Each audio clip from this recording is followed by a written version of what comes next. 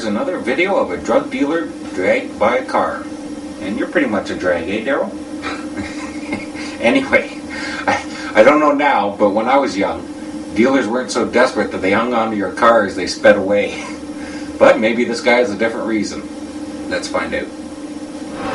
On a backcountry road, a dangerous drug dealer suspects his female client is an undercover informant. Let me hear you got a wire on you. You got a wire on you? You right there, let me tell you. What happened? His suspicion is correct. The officer suddenly spots a pistol in the pusher's waistband. With her cover blown, she punches the gas, but he hangs on. I'm a ball, baby. Outside, get off, stop. My pen. That's a Kids in the Hall joke, by the way. Search Kids in the Hall, my pen, to see what I mean. They've actually got some really funny skits like The Chicken Lady and others. And here's an example, just easier to show you. Hey, DeLima, what do you think you're doing? What's up? You fell asleep on the job. No, I didn't. Look, you fall asleep one more time and you're out on your ass, okay? But I didn't fall asleep. Just drive too quick. Caught me off guard. Okay, guys, can we get him the hell out of here? See you later, boss. See what I mean? Pretty fucking twisted, eh? And speaking of twisted, as Chubby Checker would say, come on, baby, let's do the twist. Not this twist.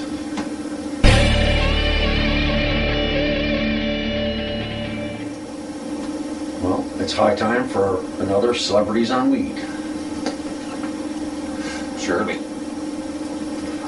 Color me Shirley. What we've got here is failure to communicate. Okay, this time it's the TV show Friends babe Jennifer Aniston. According to the World Entertainment News Network on January 18th of 2001, Brad Pitt and Jennifer Aniston were hooked on marijuana, according to tabloid The Star. Friends say that other friends say that Hollywood couple have been trying to keep their drug use a secret for years.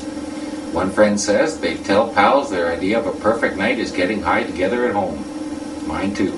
They smoke almost every day. They're quite open about their marijuana use and are happy to smoke up a storm in public at parties. Aniston boasted to friends that she and Pitt were stoned when they were introduced to President Clinton. Yeehaw! Ironically, Aniston is set to play the wife of a man infertile because of his pot smoking in the movie The Good Girl, which came out in 2002. She was quoted as saying, "I enjoy smoking cannabis and see no harm in it," to Rolling Stone and the Foreign Press. And it makes her a Rolling Stoner as well. Or is that too Rolling Stoned? Either way, we're stoned and we're rolling out of this segment.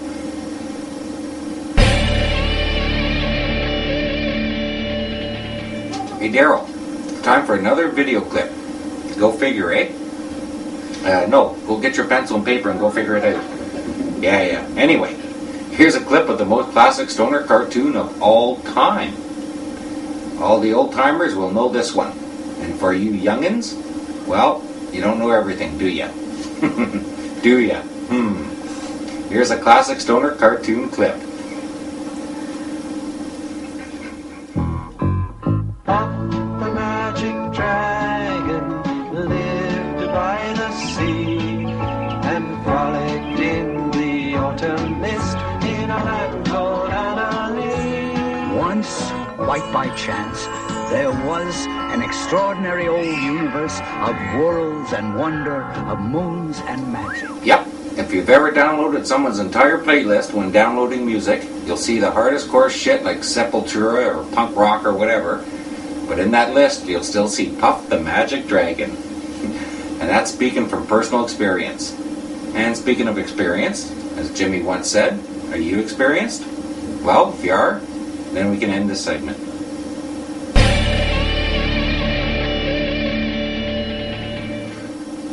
Now here's some more marijuana facts by way of a video called The MJ Files, done to the X-Files TV show.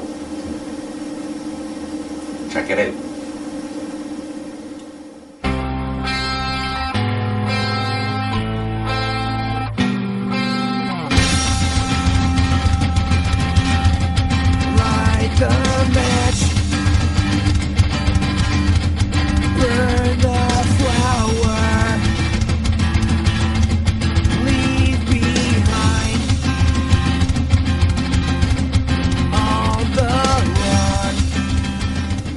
That was pretty good. Informative and yet familiar in some way. But I just can't seem to place it.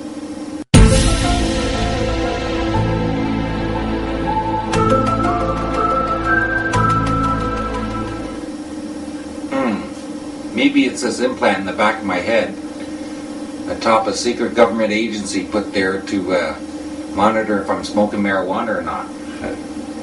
And man, my ears are ringing jingle bells right now too. Nah, they'd never do that. Right? And speaking of right, exit stage left.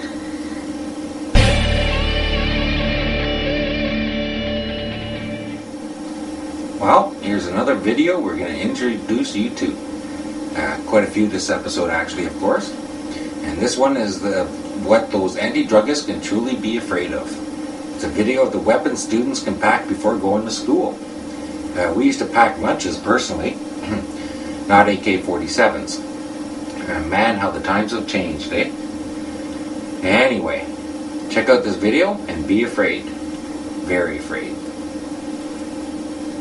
As this student's appearance demonstrates, having a lax policy about dress makes it easy for a student to conceal a weapon and makes it difficult to identify intruders on campus. A dress code can reduce weapons violations, relieve tensions between gangs, reduce disciplinary infractions, and generally improve the atmosphere of the school. Our policy requires that students tuck in their shirts, making the belt line visible at all times. Our students may not wear baggy pants or colors and insignias that are commonly associated with gang activity. This policy was a collaborative effort between the parents, teachers, and administrators in this community. Man, that's fucked. I just hope these kids remember the old saying, live by the sword, die by the sword. Legalize marijuana and minimize violence. Sounds like a no-brainer to me, eh? Ah well, and speaking of no-brainer, Daryl, how you doing? Doing this pipe. Really? It fits in there? Daryl's tapping that brass. Yeah, I tap that brass too. It's hot, so be careful. Anyhow, we better tap our way out of this segment. Tappa, tappa, tappa. How bizarre! How bizarre! How bizarre!